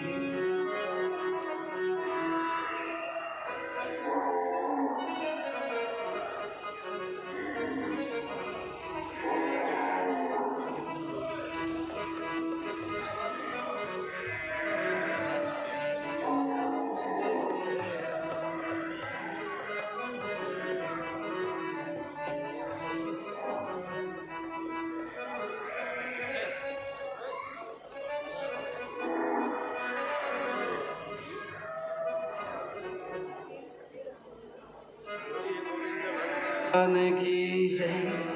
अभी तो रामलला का नाम लिया था और दान गौशाला में आना शुरू हो गया है। तो भैया 11,000 रुपये, 11,000 रुपये माँ चिंतपूर्णी भजन मंडली और टिम्पल शर्मा मूर्ति शर्मा वाली मंडली, इन दोनों ने मिलकर के भगवान की कृपा से गौशाला में भेंट करी है। बोलिए गोविंद भगवान की जय हो। कोई कहा न चीड़ी चोंच भर ले गहीर, नदी न घटयो नीर, दान दिया धन ना घटे, कह गए दास कबीर। ये पैसा एक एक करके तो हमने इतना इकट्ठा कर लिया है, भजन गा करके, सुंदरकांड करके, और दूसरा 21,000 रुपये सुंदरकांड की जो मंडली है उन्होंने ही गौशाला को भेंट किया है।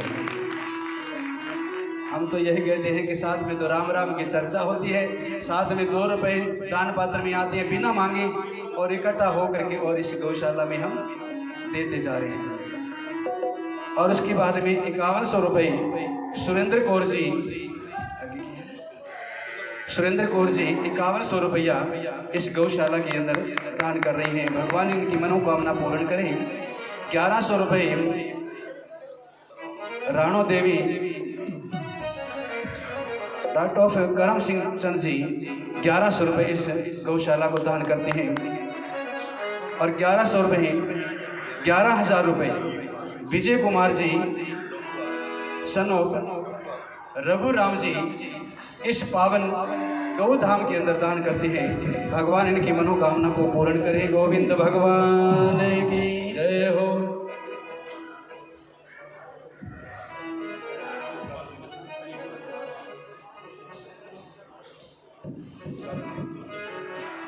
और एक और बात हमें कि हम जब भोजन किसी के घर में करने जावे ना, तो साथ में तो भोजन करते हैं, साथ में कुछ मांग भी लेते हैं। अगर अपने लिए मांगे तो शायद लोग भी कहते हैं कि पंडित जी लालची हैं। एक तो भोजन करा और साथ ही मांगती हैं, 100 रुपया देते हैं, कम पड़ते हैं इनको। पर हम तो ये सोचते हैं कि 100 मिले या न मिले, साथ के अंदर उनको थोड़ी सी बातें करती हैं, 2 मिनट सत्संग कर लेते हैं और गौशाला की चर्चा कर लेते हैं। तो हमने पहले तो कहा था कि भैया ये गौशाला का गेट तो बन गया, इसका गेट नहीं लगा है, तो किसी ने कह दिया कि गेट हम लगवा देंगे। दूसरे दिन थोड़ा सा और बोले और इनसे कहा कि भैया और क्या चाहिए, तो कहा कि जो गेट तो सुंदर बन गया है दरवाजा, उसके ऊपर है ना गौ गोपाल की मूर्ति नहीं है। अब हमने तो सिर्फ कहा तो दुर्गा भजन मंडली है, उन्होंने कहा कि जो ऊपर मूर्ति लगेगी वो हम लगवा देंगे। बोलिए गोविंद भगवान की जय हो।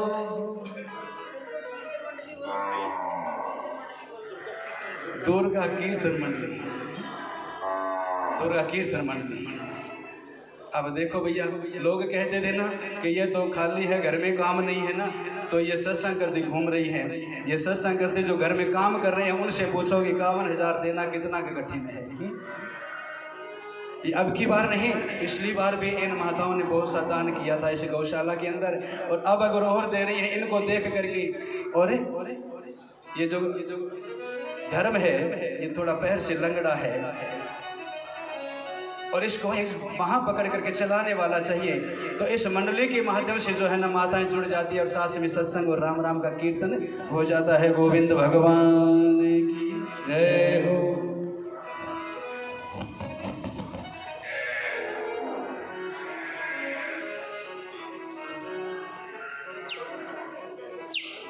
एक टोनी जी नंबरदार नहीं, जो हमारे ये संतों का आश्रम बना है, कुटिया बनी है, इसकी जो डाउन सीलिंग है वो उन्होंने जो है ना लगवाई है। भगवान की कृपा इन पर बनी रहेगी।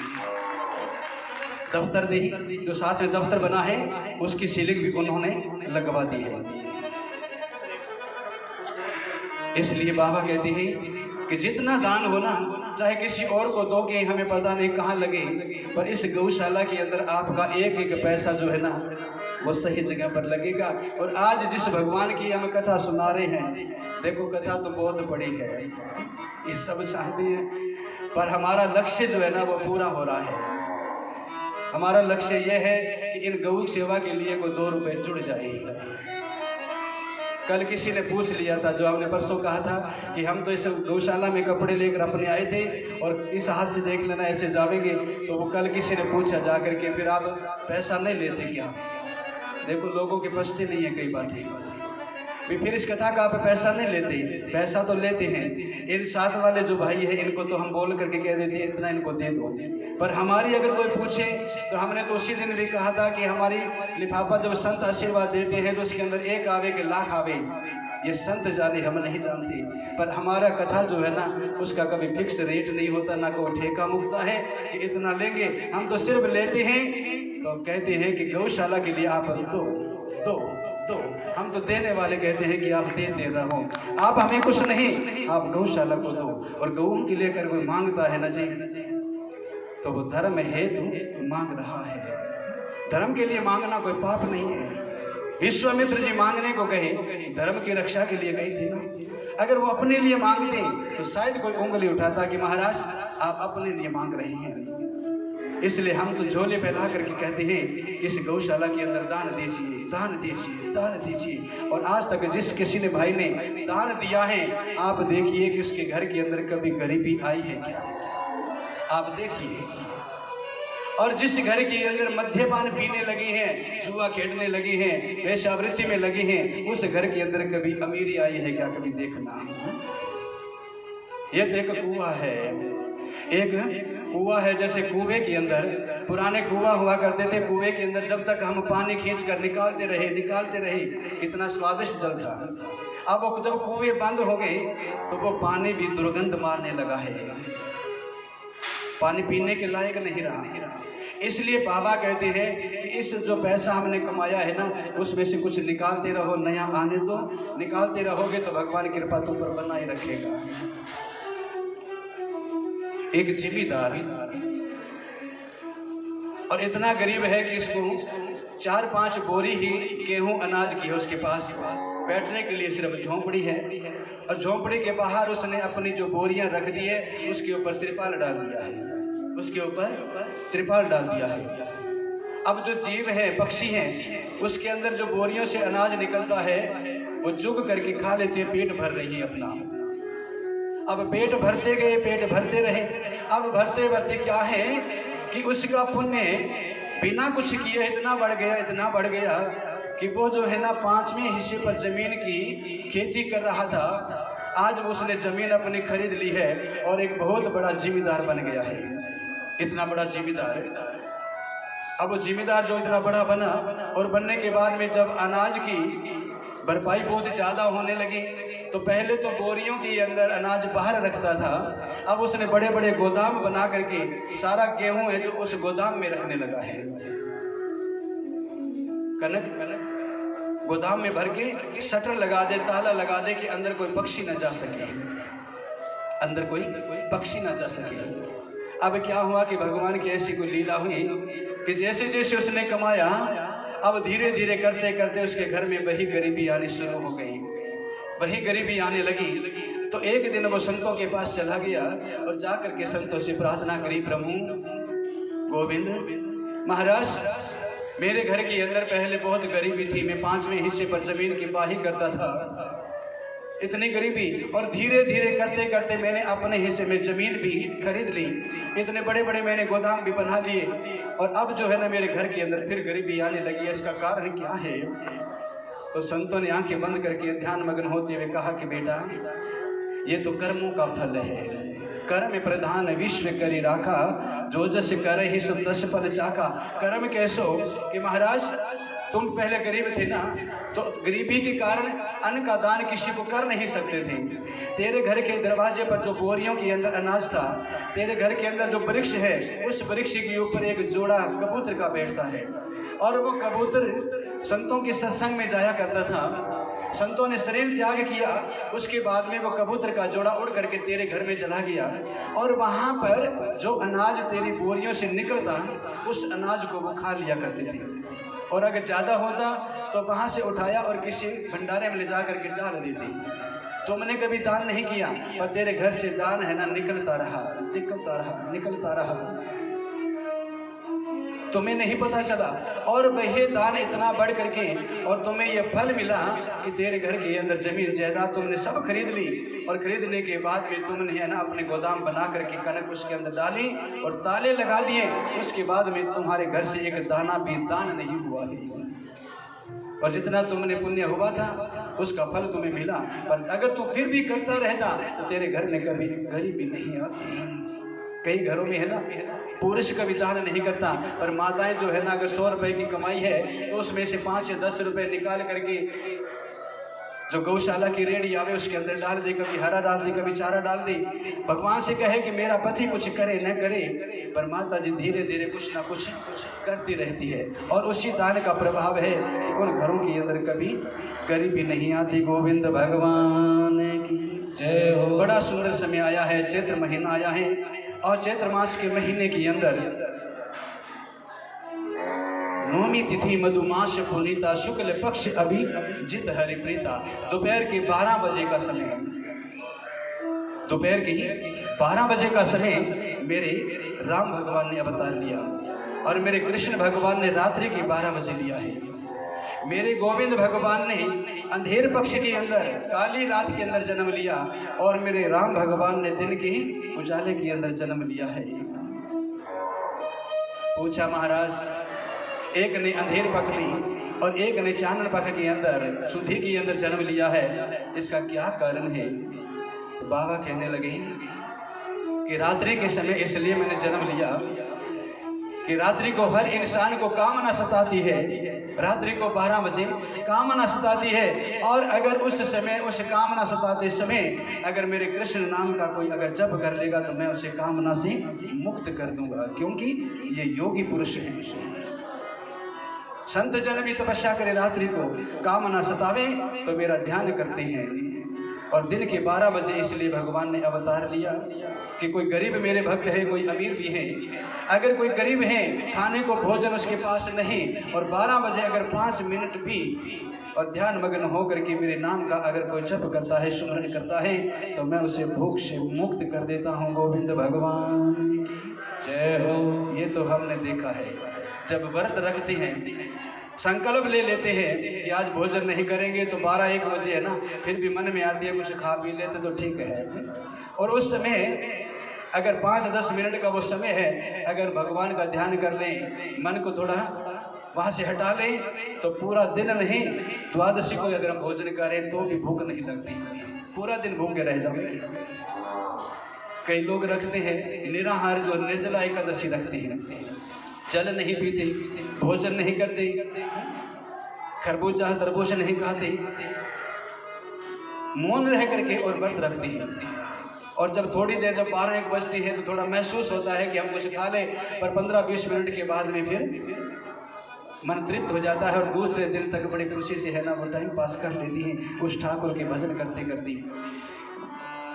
सुंदर समय आया, चैत्र मास शुक्ल पक्ष अभिजित हरिप्रीता, मंगलवार का दिन है, नौमी तिथि है, अभिजित मुहूर्त है, 12 बजे का समय है, शुक्ल पक्ष, और उस समय मेरे ठाकुर भगवान राम भगवान ने इस पावन धरा के ऊपर माता जी के सामने आकर के खड़े हुए, मैया मैं तेरे घर में पुत्र बन करके आया हूँ। तो माँ ने देखा कि अरे महाराज आप पुत्र थोड़ी हैं, आप तो नारायण हो साक्षात, 4 आपके हाथ हैं, हाथ में चक्र सुदर्शन है, ऐसा पुत्र थोड़ी होता। तो माँ और कि पुत्र के तो है ना 4 हाथ और ये शंख आदि नहीं होते।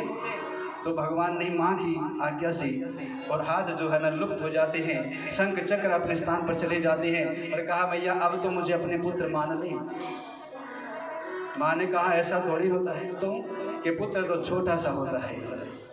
भगवान ने कहा चलो मैया तेरी इच्छा है तो यह भी पूर्ण करता हूँ। तो माँ के गोदी के अंदर छोटा सा रूप लेकर के मेरे ठाकुर जी आते हैं। और जैसे ही आए, आने के बाद में मैया ने कहा कि हाँ अब ठीक है मैया, अब तो मुझे अपना पुत्र मान के नहीं, पुत्र जब जन्म लेता है तो उसके शरीर के ऊपर कपड़े नहीं होते।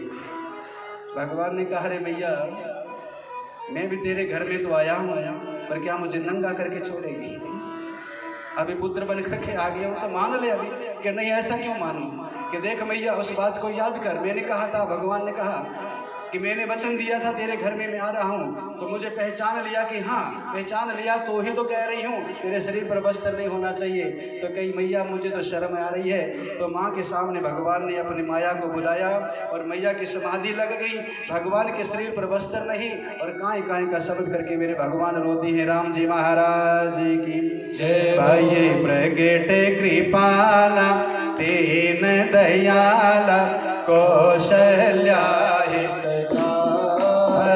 हर सिद्ध में तारे मुनि मनहारे अद्भुत रूप विचारे लोचन अभिरामा धनो घनश्यामा निज आयुध भुजगारे भूषण बने माला नयन विशाला शोभा सिंधु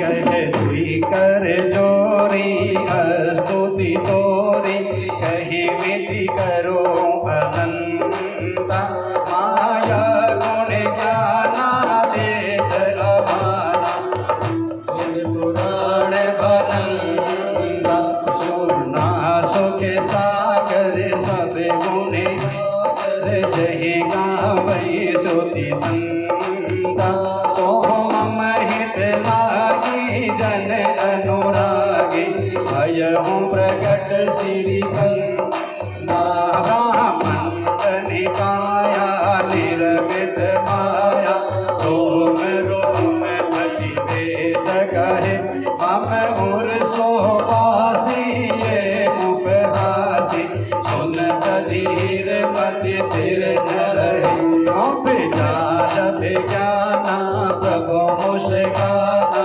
चरित बहुत विधि कीन चहे कहीं कथा सुहाई मातों बुझाई कहीं प्रकार सुध प्रेम लहे सोमति डोली तजहु तात यह रूपा नीचे शिशु लीला अति प्रिय शीला ये सुख परम अनूपा ये सुख परम अनूपा। उपजा जब ज्ञाना प्रभु मुस्काना, भगवान हंसने लगे। तब माँ कहती है कि तजहु तात ये रूपा, ये रूप को छोड़ दीजिए और जो नर लीला है ना प्रभु वो करनी है आपको। तो भगवान काहे काहे का शब्द करके रोती है जोर जोर से।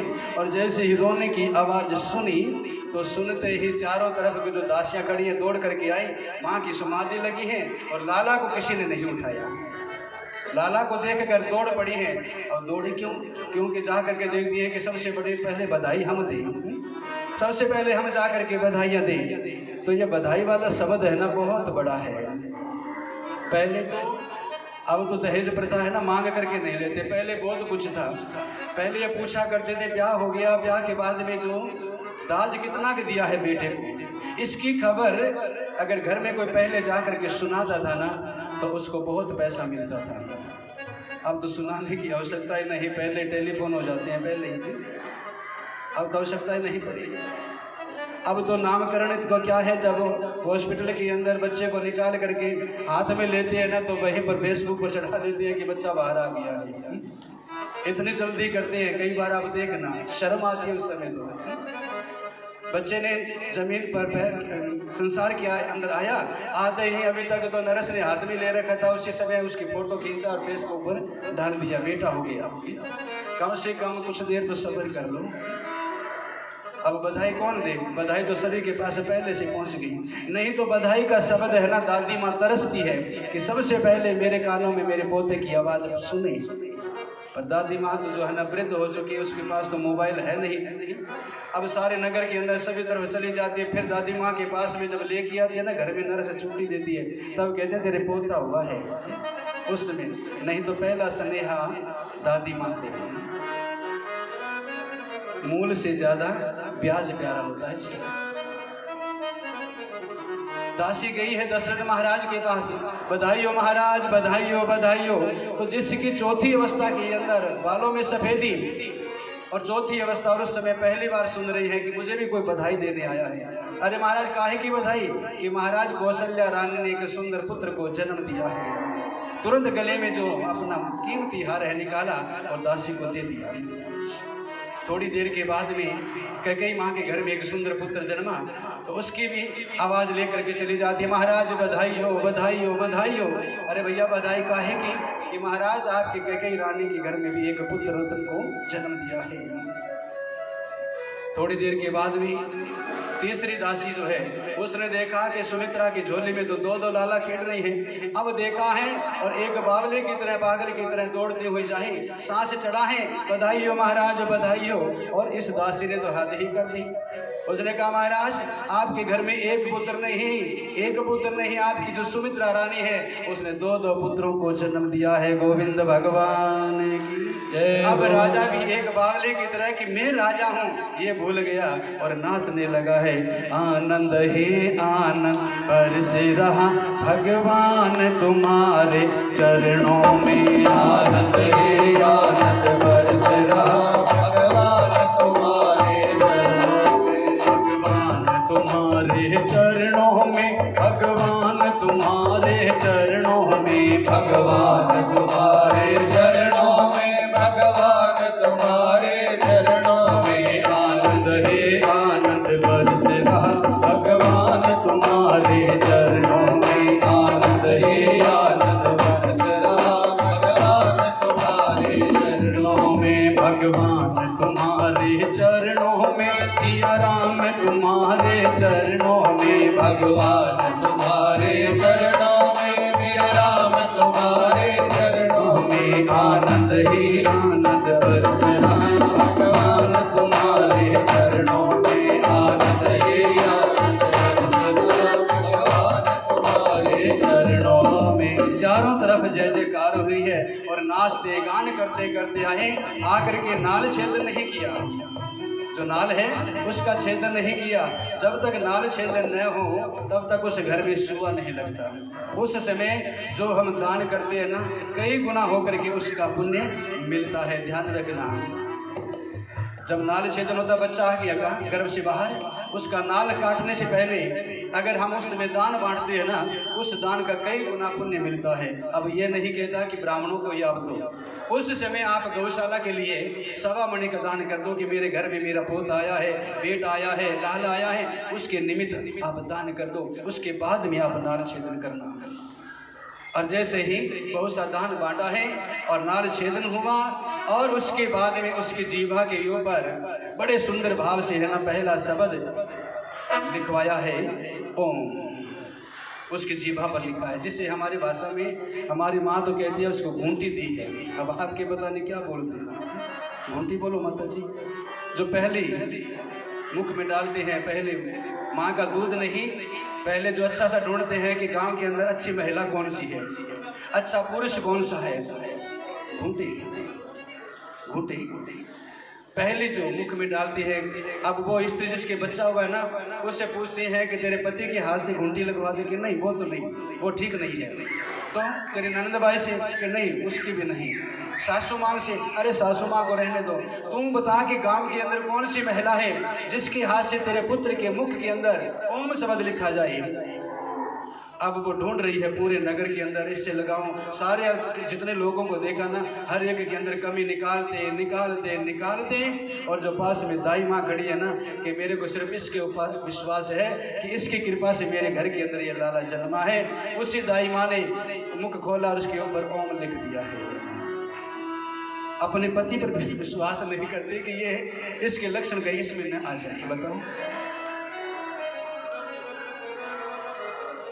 अब ये मजाक वाली बात है ना पंडित जी।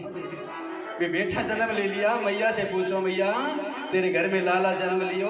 अब इसके मुख में पहली घूंटी लगा रही हैं, बता किसको? पति का नाम लेते का इसका तो हाथ नहीं लगना चाहिए। इसकी घूंटी नहीं, इसका कड़वा स्वभाव है, सासू का कड़वा स्वभाव है, ससुर का कड़वा स्वभाव। अब उसको ढूंढने में भी टाइम लगता है, तब दाई माँ ओम लिख देती है। उसके मुख के ऊपर दशरथ महाराज ने अपने पुत्र के ऊपर लिखा है, जीवा पर ओम शब्द लिखा है सहज से, बड़े सुंदर भाव से। उसके बाद में समय निकलता गया, निकलने के बाद में रामलला का जो नामकरण करने लगी और बड़े भाव से जो है ना सुंदर वेदी बनाई है। वेदी बनाकर तीनों रानियां बैठी हैं। तीनों रानियां बैठने के बाद में वहाँ पर वशिष्ठ जी को बुलाया है, महाराज हमारे पुत्र का नामकरण कीजिए। गणेश जी महाराज की आराधना करी, नवग्रह देवताओं का पूजन किया और उसके बाद में कलश पूजन हुआ। होने के बाद में जो है ना तीनों रानियों की झोलियों में जो है तीनों चारों बालक हैं, हाथ में चावल लेकर के और सबसे बड़े पुत्र का नामकरण करती हैं। जी सुमरन ते जगत संसारा, जिसके सुमरन से और इंसान को आराम की प्राप्ति होगी, उसका नाम है राम। राम मात्रा और मैं, इतने के अंदर ब्रह्मा विष्णु और महेश तीनों की स्थापना उस राम मंदिर के अंदर है। 2 अक्षर का नाम रखा है राम, बड़ा सुंदर नाम है और छोटा सा है। जब कभी चाहो तो जप लो इसे, कोई परहेज नहीं। और यहाँ तक परहेज नहीं है कि मरने के बाद में भी यही भी नाम जो है ना वो चलता है। राम नाम सत्य बोल की जाती है, ये बहुत बड़ा नाम है, ये तार का हरण है। हजारों नाम विष्णु जी का लो और एक बार राम राम बोल दो, उसका बराबर का पुण्य बताया है। 3 अक्षर का नाम है भरत महाराज, उसके बाद में है शत्रुघ्न महाराज और चौथे का नामकरण किया है लक्ष्मण नाम आधार। चौथे का नामकरण कर दिया लक्ष्मण जी महाराज। बड़ी सुंदर जोड़ी है, गोरे और सांवले रंग की बड़ी सुंदर जोड़ी बनी। लोगों ने पूछा कि एक का रंग गोरा और एक का रंग काला क्यों? तो भगवान कहने लगे कि मेरा लक्ष्मण गोरा है, कहीं इसको नजर न लग जाए, इसलिए इसको साथ में काला बन करके चल रहा हूँ। गोरा रंग होता है ना बेटे का, तो माता जी क्या करती है, माथे पर चंद्रमा बना करके एक बिंदु लगा देती है कि मेरे बेटे को नजर न लग जाए। इसलिए भगवान कहती है मैं मेरे गौर वर्ण के साथ में, मेरे लक्ष्मण के साथ में मैं ये तिलक बन करके घूमता हूँ। बड़ी सुंदर जोड़ी। और उसके बाद में अनेकों लीलाएं उन्होंने करी है जी। हरे अनंत हरे कथा अनंता, भगवान कितनी बड़ी है रामायण। बड़े होते हैं, विश्वामित्र जी आकर के मांगते हैं, विश्वामित्र जी को दे देते हैं, समर्पित करते हैं। और उसके बाद में विश्वामित्र जी रास्ते में जाते हैं, ताड़का का संहार करते हैं, मारीच को समुद्र से पार डालते हैं। और उसके बाद में गंगा जी का वर्णन आता है। गंगा जी जो हरिद्वार में भ्रमण कर रही है, उस गंगा जी की कथा जो है बखान हुई है। अहिल्या का उद्धार हुआ और गंगा जी का दर्शन किए और फिर आगे को प्रस्थान किया है। वाटिका के अंदर माता सीता जी के साथ में भगवान ने दर्शन किया है। और दर्शन करने के बाद में धनुष यज्ञ की रचना हो रही थी जनकपुर के अंदर। और जनकपुर में जाने के बाद में धनुष को तोड़ने के लिए जो रखा है, राजा लोग आए हुए हैं, सभी जा करके देख धनुष को तोड़ने लगती है ना, तो उस समय धनुष की ओर तो निगाह लोगों की कम है और निगाह जो है माँ सीता जी की ओर देखती है। धनुष को नहीं, सीता जी को देखती हैं, धनुष को तोड़ने की चेष्टा करती हैं, पर सब निष्फल हो जाते हैं। और उसके बाद में विश्वामित्र महाराज राम जी को इशारा करती हैं, प्रभु आप उठिए और धनुष को तोड़िए। तो मेरे राम जी उठे और जाकर के सीता जी को नहीं देखा कि ये इनकी कन्या है, उन्होंने जाकर के गुरु के चरणों में प्रणाम किया है। गुरुर ब्रह्मा गुरुर विष्णु गुरुर्देवो महेश्वर गुरुर साक्षात् परब्रह्म तस्मै श्री गुरुवे नमः। गुरु जी के पावन चरणों में प्रणाम किया और गणेश जी महाराज को याद किया है और जाकर के धनुष को एक झटके में उठा लिया है, 2 हिस्से में तोड़ करके डाल दिया है। राम जी महाराज की जय हो। माता सीता जी दौड़ करके आई और आकर के भगवान की गले में माला पहनाई है। अब जो कथा तो देखो यही बातें समझाने के लिए बैठे हम तो, कि सीता जब चली है ना, सीता चली तो एक गज गामने की तरह उसकी नजरें झुकी हुई है, आंखें नीचे झुकी हैं और झुकने के बाद भी आगे प्रस्थान कर रही है। और जैसे ही सीता जी ने जाकर के गले में माला पहनाई है, माला पहनाने के बाद में राम जी ने सीता जी के गले में माला पहनाई और उसके बाद में सीता जी ने भगवान के चरणों में प्रणाम किया है। कथा तो बहुत है, प्रणाम किया ना, वहाँ पर भी दृष्टांत बोल दिए। और उसके बाद में अयोध्या नगरी को संदेहा लगाया है, वहाँ पर पत्रिका लिखी गई है, बारात आई है। आने के बाद में चारों भाइयों के वहाँ पर एक ही जगह पर